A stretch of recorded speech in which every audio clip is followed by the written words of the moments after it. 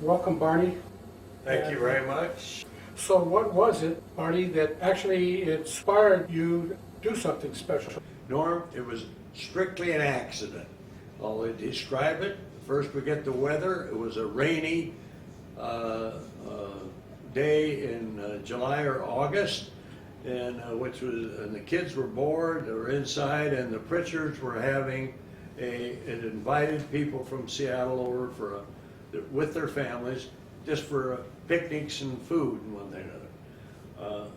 The kids were getting on everybody's nerves, and so Joe Pritchard picked up a ping pong paddle, which happened to be in his cabin, and saw a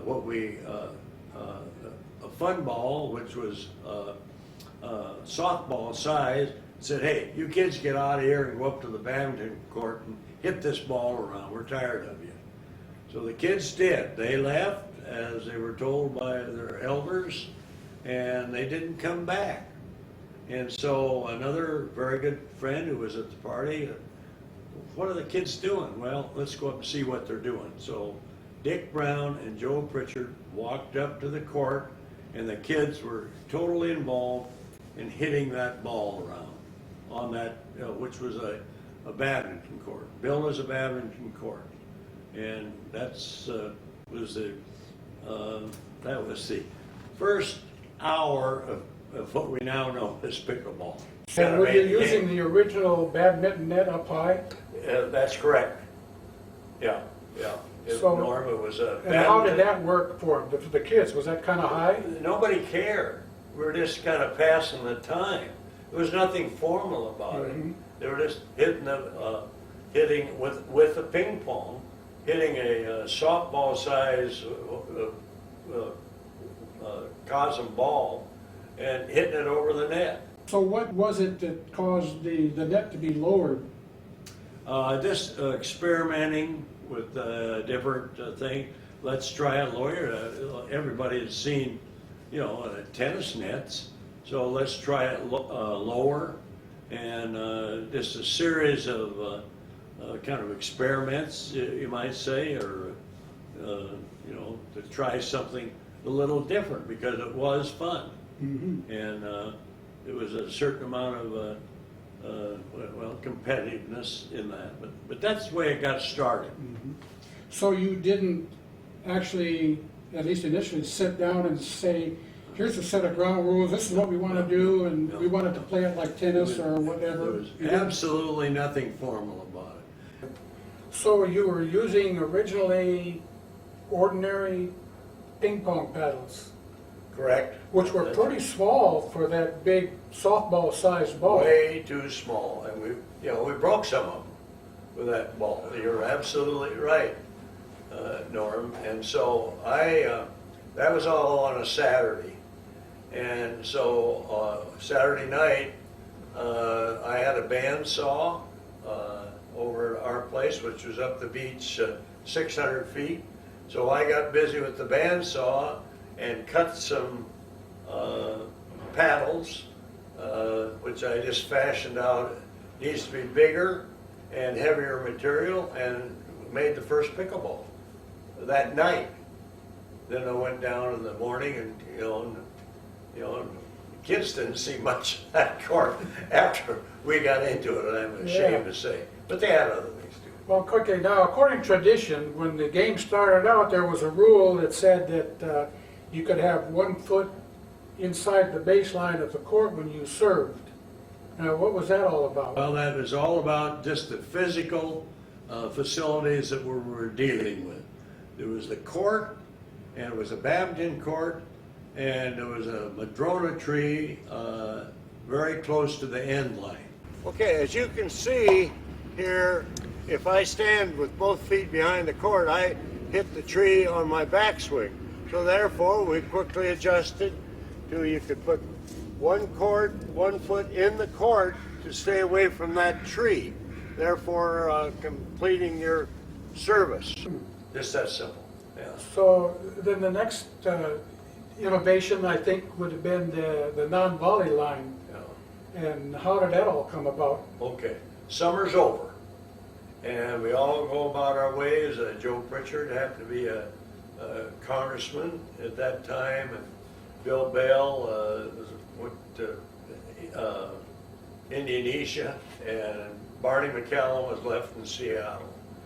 And so the summer experience, I mean, it was just burning in my brain that we were going to do more of this. Because I think we need, Norm, to interject in that first summer the maybe 10 or 15 different discussions, arguments, if you want to get it, as to the ball, the paddle, and variations of the rules and the scoring. And we went all the way from ping pong to tennis to badminton. And as we all know now, we accepted the badminton scoring system as the best. But we all went our ways Labor Day.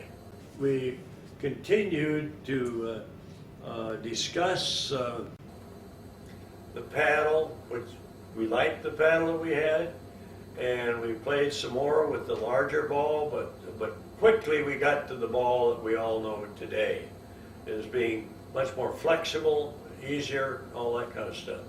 We experimented all winter with the double bounce rule, and also we kept on about 6-inch increments moving the non-volley line back, or making it larger, because it came from 3 feet to where it is today. And we did that, that was a trial and error. Everybody participated, and we all really got in agreement. And of course, that adds a tremendous feature to the game, increases the volleys, different techniques of shots, and all the things that you all know as well or better than I do right now. But that was all done in that winter. Played in the rain, lots of rain days, you know. And it was fine. It was a course street. Nobody broke anything. And So the lowering of the net, had been the enlarging of the accomplished. paddles, the introduction of the ball, the introduction of the non-volley line, and the double bounce all happened within that first year. When Joe came back, I said, Joe, you know, we've got some, and Jim Weller, of course, was there, and we're all playing. And I said, you know, we've really made a hard decision. We're 99% sure now that the double bounce rule and the extended volley zone, non-volley zone, is here to stay and the right way. What that did, those two things, is gave the game balance. From day one, we fought the idea of big people, powerful people domineering the game. And this put every size and shape right into it. In fact, very easy. No arguments. Talked about the other, discarded. So then Joel decided to make a dedicated A court himself, the first one. No, No. no. It remained in the picture. Of course, is a fun place to play. Yeah. But his next door neighbor on Bainbridge Island, a gentleman named Bob O'Brien, who was a gamer and a very prominent guy in Seattle and a fun-loving guy, as his wife was and his kids were. And he immediately, after that first summer, it would be the second summer of playing, built the first pickleball court. 2 trees, the fir trees in the background. If you were standing where I am now, you could make a great shot into those trees, and the opposing player was forced into a backhand, which he'd get hung up in the trees in. So that was considered one of the ace shots, was to run that guy into the tree. Now the summer after the O'Brien court, I built a court on our property, which is 600 or 700 feet away from the original Pritchard badminton court. And what year would that have been? That would have been about 1968. Okay. For a good number of years, pickleball was pretty much a Washington game, Seattle area game. Seattle area game, yeah, Puget Sound game, and all of us had, you know, our livings that we had to make, so pickleball was a sidelight for all of us. We had no idea of the commercial part of the game. It was a social game. People interacted, people entertained with the game. And it was just that. There was nothing like we see today. There were some tournaments, if we get into that in this interview, which we thought, things build off of a base and a pyramid, generally. Mm-hmm. And that's just what happened with this. But when we started, there were no ambitions that way. It was just a matter of people saying, why don't you do this? Mm-hmm. And so we said, well, why don't we? The rule writing, we passed over that. Yeah. And I'll throw one thing is how fast we made decisions and how it fit in socially. Like the fact that your hand is part of the paddle. And that has not been changed since day one. Now, why did we do that? We didn't want any arguments. Yeah. So a lot of decisions were made. Hey, let's not have any arguments on this. Let's just have fun. Yeah. Well, it's a tribute to you and to Joel and to whoever the others Well, were Jim that were Weber. involved with that after 40 years and some, that the rules are basically all intact. They are. The changes that have made to the rules are very incidental, They're really minor. very minor. Very minor, and I think as we went along with the original thinking and how it manifested itself into the rules, the way we play the game is that we were trying to achieve balance among the players, both Mhm. with the equipment, people's physical abilities, and few arguments. Few arguments. I'll bet you did have a few debates early on. They were fun. They were fun with friends, Yeah. And, people would try and make rules and build the game around their own physical strengths. Right. And we'd say, you're too big anyway, and especially that non-volley thing. And of course, we go back to the double bounce, Right. That Those changed need the to be whole- held sacred, don't they? Oh, it's the whole deal. Forget the program if you throw those out. One of the things that we didn't talk about early on was the underhanded serve Oh, yeah. versus Yeah. a tennis serve. Yeah. How long did it take to evolve into that? About 15, 20 minutes. Yeah, that was over very quickly.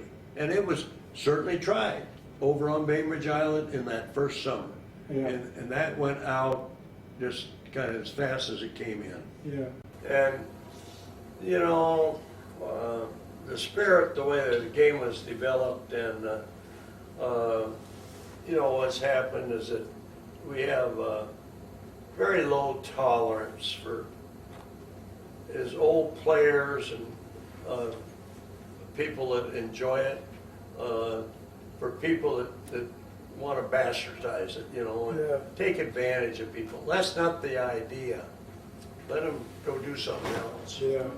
Well, Barney, I want to thank you a lot for a great talk. I'm happy to have had the chance to spend some time with you. Pleasure has been mine, Norm, and I love to see great athletes like you. Well, if you had a chance to watch me, you might reconsider that. But Everybody comes off smiling. You're right. Everybody comes off smiling. That's what it's all about. Yeah, that's exactly Well, I right. thank you again. Adios.